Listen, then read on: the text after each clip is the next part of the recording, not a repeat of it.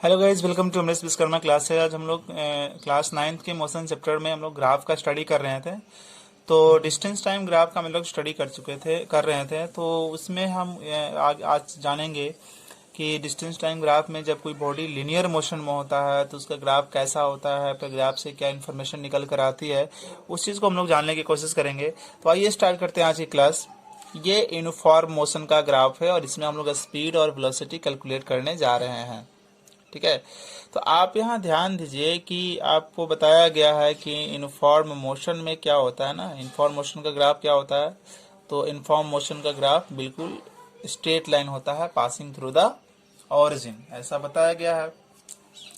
तो ऐसा ग्राफ है ये, ठीक है ना, ये ग्राफ है।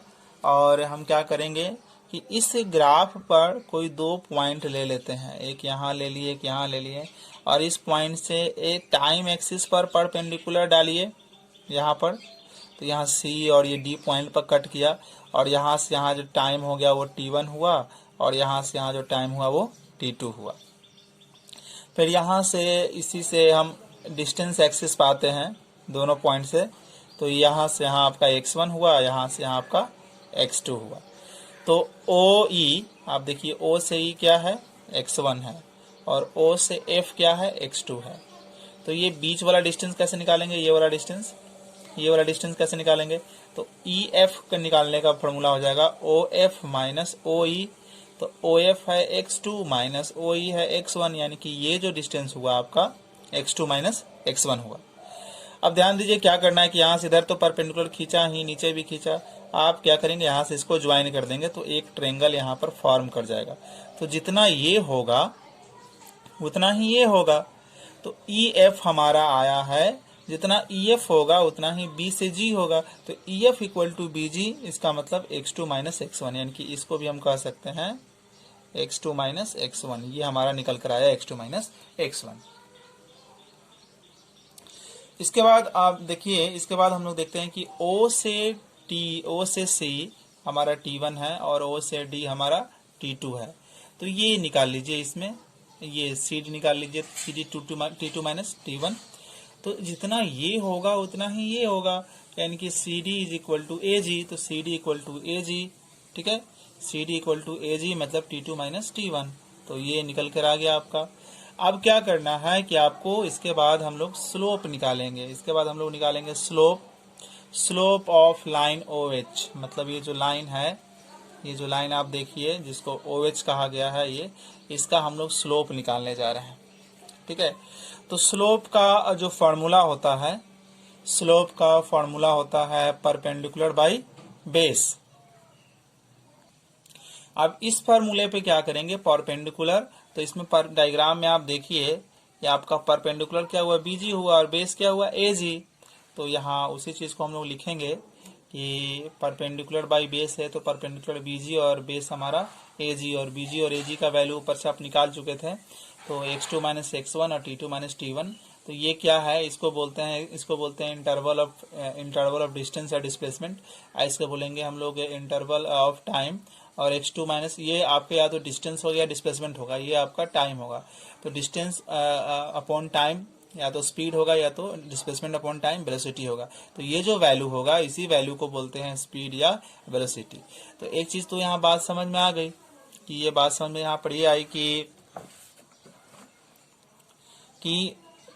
xt ग्राफ यानी कि डिस्टेंस टाइम ग्राफ या डिस्प्लेसमेंट टाइम ग्राफ में यूनिफॉर्म मोशन में अगर आप स्लोप निकालते हैं, तो स्लोप हमें क्या बताता है, स्लोप हमें क्या सिखाता है, स्लोप हमें क्या निकाल कर देता है, स्लोप हमें स्पीड या वेलोसिटी बताता है। तो याद रखिएगा कि जब आपको xt ग्राफ दिया रहा है, वहां पर आपको स्पीड या वेलोसिटी पता करना होगा, तो आप स्लोप निकालेंगे। ठीक है, चलिए, तो अब इसमें थोड़ा सा हम लोग और देखते हैं कि सपोज किया जाए कि यहाँ एंगल बना हुआ है थीटा एंगल बना हुआ है, यहाँ एंगल थीटा है ये। तो ये जब थीटा है तो ये भी क्या होगा, आपका थीटा होगा। तो ये जो स्लोप हम लोगों ने अभी निकाला है, स्लोप इक्वल टू हमारा क्या आया है, फाइनली फार्मूला क्या आया है, स्पीड। इस ग्राफ में हम स्लोप निकालते हैं तो स्पीड निकलता है या वेलोसिटी निकलता है। अब इस स्लोप को क्या कहते हैं, स्लोप को ही कहते हैं टैन थीटा, स्लोप को कहते हैं tan थीटा। तो स्पीड, तो इस स्लोप को बोलते हैं tan थीटा। तो tan theta equal to speed या टाइम। तो यानी कि अगर आपको एंगल दिया रहेगा, यहाँ वाला एंगल दिया रहेगा और आपको स्पीड और वेलोसिटी पता करना हो तो सीधे आप tan थीटा लगा देंगे। और tan थीटा में थीटा जो है, थीटा क्या है, थीटा एंगल होता है। थीटा क्या है, थीटा जो है वो एंगल है, थीटा एंगल है, ठीक है। उसका वैल्यू रखेंगे और उसका tan निकाल लेंगे तो आपको स्पीड या वेलोसिटी निकल जाएगा। अभी आपको हम बता रहे हैं वैल्यू, tan का वैल्यू बता रहे हैं। जैसे tan 0 डिग्री का वैल्यू होता है 0, tan 30 डिग्री का वैल्यू जो होता है 1/√3, tan 45 डिग्री का वैल्यू 1, tan 60 डिग्री का वैल्यू √3 और tan 90 डिग्री का वैल्यू जो हो गया 90 डिग्री का वैल्यू जो हो जाएगा आपका हो जाएगा अनडिफाइंड, मीन्स अनडिफाइंड, के नॉट कैलकुलेट, अनडिफाइंड उसका वैल्यू हो जाएगा, ठीक है। या ऐसे भी उसको सिंबल में दिखाते हैं। तो अगर मान लीजिए कि यहाँ एंगल 30 डिग्री है तो यहाँ tan 30 कर देंगे तो tan 30 हमारा स्पीड या वेलोसिटी हो जाएगा। अब tan 30 आपको पता ही है 1/√3, यानी कि स्पीड या वेलोसिटी आपका 1/√3। तो इस ग्राफ में ऐसी चीज़ें, इतनी सारी चीज़ें आपको बताई गई। आई होप सारी चीज़ें आपको समझ में आई होगी। अब लोग हम आगे बढ़ते हैं, इस ग्राफ में आगे की तरफ सीखते हैं। सो स्टूडेंट, अभी हम लोग नॉन इनफॉर्म, वही डिस्टेंस टाइम ग्राफ ही हम लोग पढ़ रहे हैं। तो उसमें अब हम लोग देखेंगे non inform motion. Non inform motion का ग्राफ कैसे होता है, तो आपको बताया गया है कि जो नॉन इनफॉर्म मोशन होता है उसका ग्राफ जो होता है वो इस तरह का होता है, नॉन इनफॉर्म मोशन का ग्राफ, ठीक है।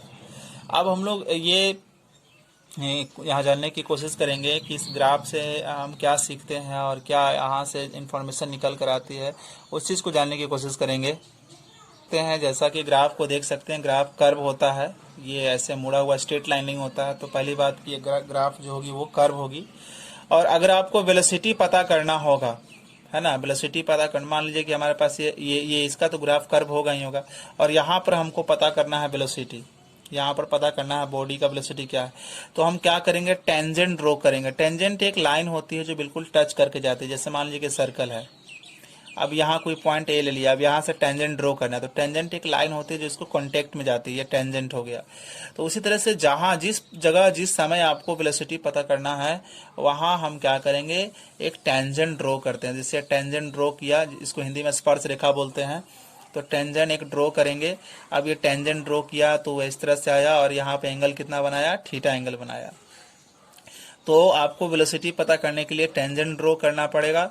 और वेलोसिटी कैसे, मान लीजिए ए पर हमको वेलोसिटी पता करना है, तो ए पर वेलोसिटी पता करना होगा तो वेलोसिटी एट ए पर वेलोसिटी कितना होगा, इक्वल टू tan थीटा। ये जो थीटा दिया रहेगा tan थीटा, और मैंने अभी कुछ देर पहले आपको tan थीटा के सारे वैल्यू बताए हैं।